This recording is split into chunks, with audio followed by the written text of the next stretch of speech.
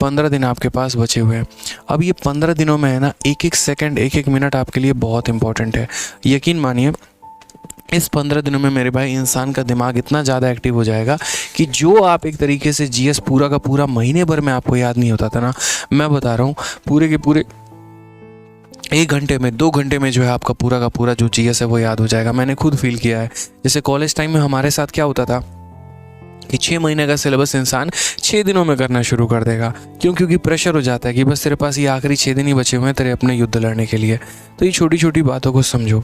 आप लोग हैं ना यहाँ पर, ये 15 दिनों में कुछ भी नया मेरे भाई पढ़ने की कोशिश मत करना।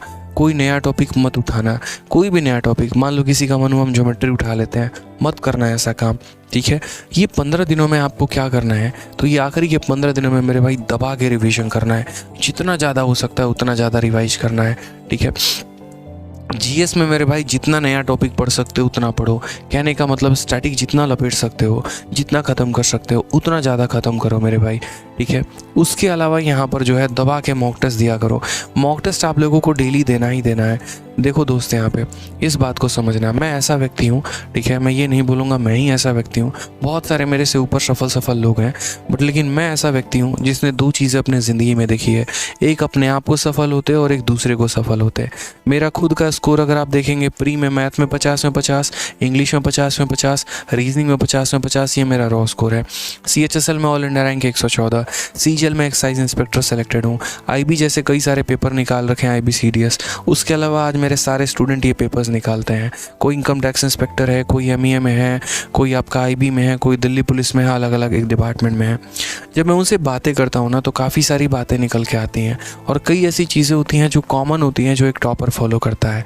दिक्कत क्या आता है, मेहनत तो सारे करते हो, आप भी मेहनत कर रहे हो, मैं भी मेहनत कर रहा हूँ, एक नॉर्मल स्टूडेंट भी मेहनत कर रहा है, लेकिन सिलेक्शन किसका हो रहा है? उसका हो रहा है जिसके पास सही रणनीति है। अब ये 15 दिनों की रणनीति क्या होनी चाहिए थी?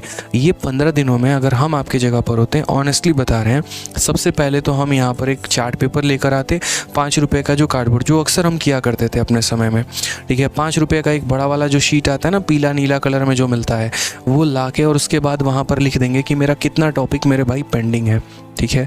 अपने दिन को हम डिस्ट्रीब्यूट कर देंगे कि यहाँ पर मुझे सुबह के 2 घंटे में क्या काम करने हैं, दोपहर में क्या काम करना है, रात में क्या काम करना है। एक मेरे भाई मेरा नियम फिक्स रहता था और वो ये रहता था कि जिंदा रहूँ मर जाऊँ फ़र्क नहीं पड़ता, मॉक टेस्ट देना है तो देना है, और कम से कम 2 मॉक टेस्ट देने हैं। एक सुबह उठते मॉक टेस्ट देना है और एक रात में सोते हुए मॉक टेस्ट देना है, ठीक है। ये ऐसी स्थिति होती है ना कि इंसान के अंदर एनर्जी लेके आ जाती है, आपको आपकी औकात बताती है कि तुम अभी कितने पानी में और तुम्हें कितने ऊपर जाने की ज़रूरत है, ठीक है। तो ये आपको मॉक टेस्ट कम से कम आप डिसाइड कर लो कि 1 या 2 आपको डेली देना। अब कमर कसने की बारी आ चुकी है।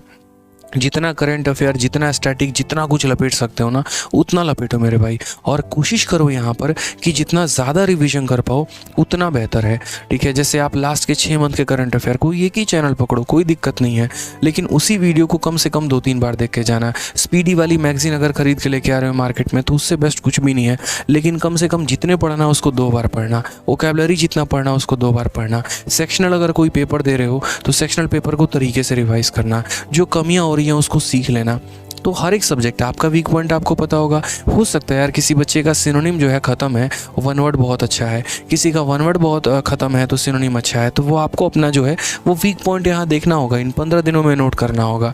और यही 15 दिन है आपके पास भाई, समय है ना। देखो तुम्हारा कोई अलार्म नहीं होगा, मैं सच बता रहा हूँ। जिस दिन मेरी सुबह अगली ट्रेन होती है या अगले दिन मेरा ऑफलाइन में डेमो होता है या कुछ भी होता है, यकीन मानो मैं ऐसा इंसान हूँ कि मैं 6 बजे तक जागा रहता हूँ और 6:30 में स्टेज पर खड़ा मिलता हूँ। मैं आज भी मार्कर लेके, कई ऐसी स्थिति हुई है। बच्चे सीधा आंख देके बता देता है, लगता है सर पूरी रात सो के नहीं आए हैं, मज़े भी लेते हैं, ठीक है। सर नोएडा गए थे, ये गए थे, ऐसे करके, मतलब ठीक है, अपना है, स्वैग है, एक बच्चों का अपना है, ठीक है। लेकिन मुझे मेरी हालात पता होती है कि आदित्य कुछ भी होना है ना, लेकिन आपको टाइम पर डेमो वाले दिन तो पहुंचना ही पहुंचना है, ये मेरा फिक्स रहता है।